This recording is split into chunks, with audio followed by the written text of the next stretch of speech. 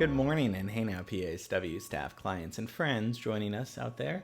Welcome to Thursday's class. We had a great time looking at the godfather of soul, James Brown, and the amazing, prolific, iconic performer, just born to perform the other day, and that was really fun. Then we looked at your film scoring assignment, The Shawshank Redemption, which we're going to see the results for tomorrow. So I can't wait to show you that. You guys came up with some great stuff.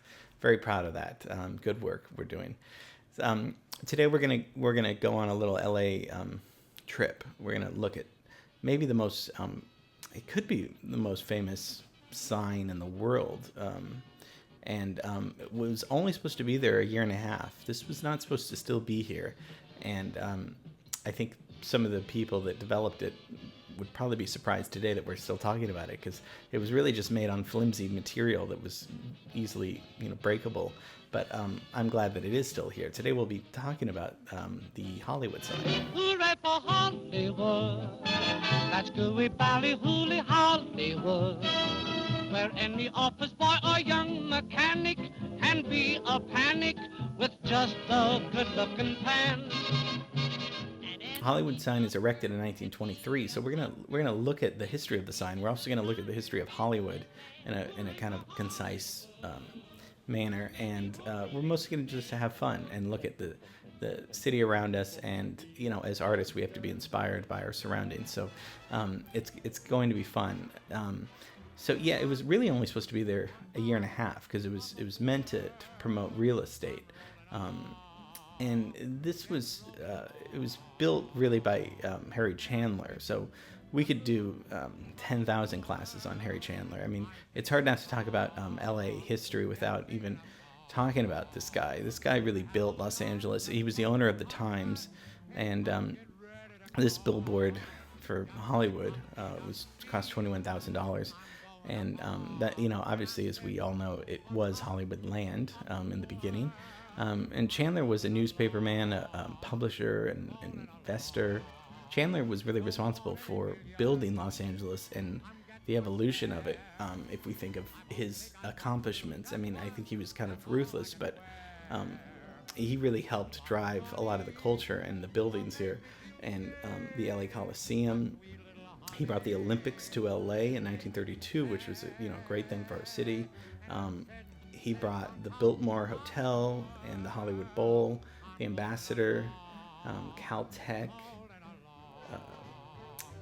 California Club, the Pacific Electric Cars, Santa Anita Racetrack, the Ahwahnee Hotel in Yosemite, the restoration of Olvera Street in Chinatown. He was really responsible for bringing all these great things to the city, and just in a real classy manner too, because when you're competing with Chicago, New York, and then Paris and Europe, I mean, it's we have to have our city too. So he was really responsible for bringing so much light and culture and class and coolness to the city that we love.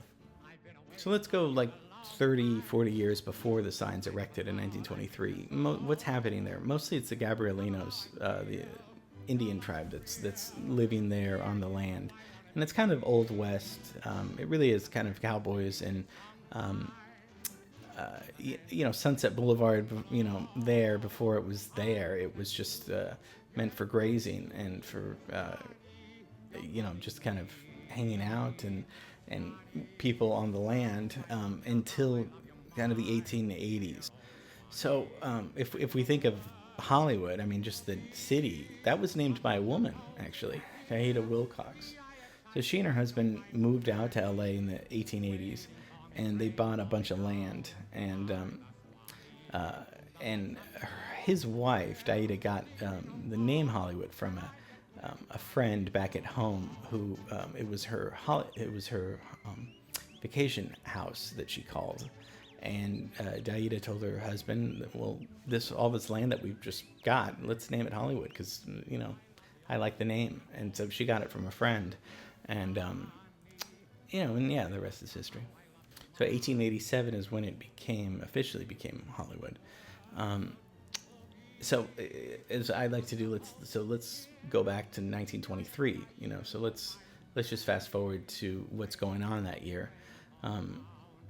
Well, we get the first baseball game at Yankee Stadium in 1923. Okay, Warner Brothers is established in Hollywood.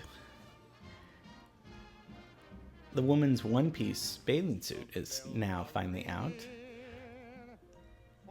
The world's first portable radio is developed.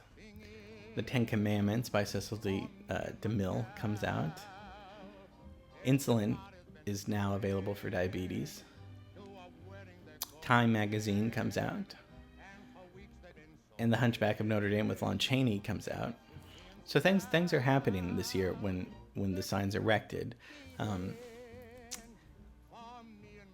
if we think about right before the sign, and I know we're going back and forth a little bit, but so if it's 1887, for the next 20 years or so, it's kind of just, there's going to be some development a little bit, but it's not really until 1907, around that area, where they start movies. They start coming out here for movies. And that's mostly because this Chicago film company found the perfect weather, the perfect climate to do this. And they needed to finish this movie. And so they kind of came out here by accident, really. They kind of started telling all their other friends in Chicago and New York, hey, this place LA is really actually, you guys should shoot out there. It always has great weather and you can make it look like anything else. So from 1907 on, that's kind of when factories and they started kind of building movie studios over here. Most of the money was always in New York and Wall Street and back east, but the production was all out here in our backyard. And by 1915, everyone's really into Hollywood. Is officially, everyone's crazy about this town, and becoming famous and rich, and then so in 1923, this, they want the economy to prosper out here. Of course, Chandler and the other politicians. So that's when they create this advertisement. And it's gone through a series of changes. I mean, in 1932, there was a suicide, a lady jumping off the H letter. And, because as all of the great stories that are happening in LA, there's also, and in Hollywood, there's also a lot of tragedy happening. I mean, this town is very fickle, and it still is. It's kind of this dream come true, or this real, not happy ending. I mean, we still haven't figured out quite why that is in this town that we live in. How people's have great luck, and then they have terrible luck, and then it's just so it's. And then in 1949, they took off the land part, and they took off the land mostly because it was in the contract, because they wanted to reflect the district of Hollywood and not just the housing development part. So, and I believe that's when it stopped being lit up at night. And I don't know why, for the life of me, still today. And I've thought about creating a Kickstarter campaign, if you guys want to get into this at some point, that this should be lit up at night. I don't understand why. That's a different subject in a different class, but remind me and we'll get back to that subject. And they wanted to tear it down several times. I mean, thank God they did it. And Hugh Hefner was a big part of helping save the sign, along with other celebrities. But it's a landmark, so they can't do it now. Howard Hughes owned the land and wanted to build the biggest house in L.A. or in Los Angeles up on that mountaintop for his girlfriend Ginger Rogers, but she wasn't into it, so that's good that there's not a big house up there. So there's tons more history and stories and stuff, but I just wanted to give you a glimpse of the history of Hollywood, the city, the town, and the beautiful sign that is up there. I hope it does get, you just need a few light bulbs, and I think the city tax us. I think we would all pay a little, a few pennies each for that. That would be cool. I read somewhere that there was a guy that lived up there, that lived in a little shack behind one of the letters, and that his job was to come out and replace the bulbs when they were missing. So that was a long time ago, but I loved that little story of a man up on a hill changing light bulbs. hey, if you let me up there, I'll take that job. I'll do that job for you. All right. Well, I hope we didn't have too much fun today because I had a lot of fun. So can't wait for Film Scoring Friday tomorrow.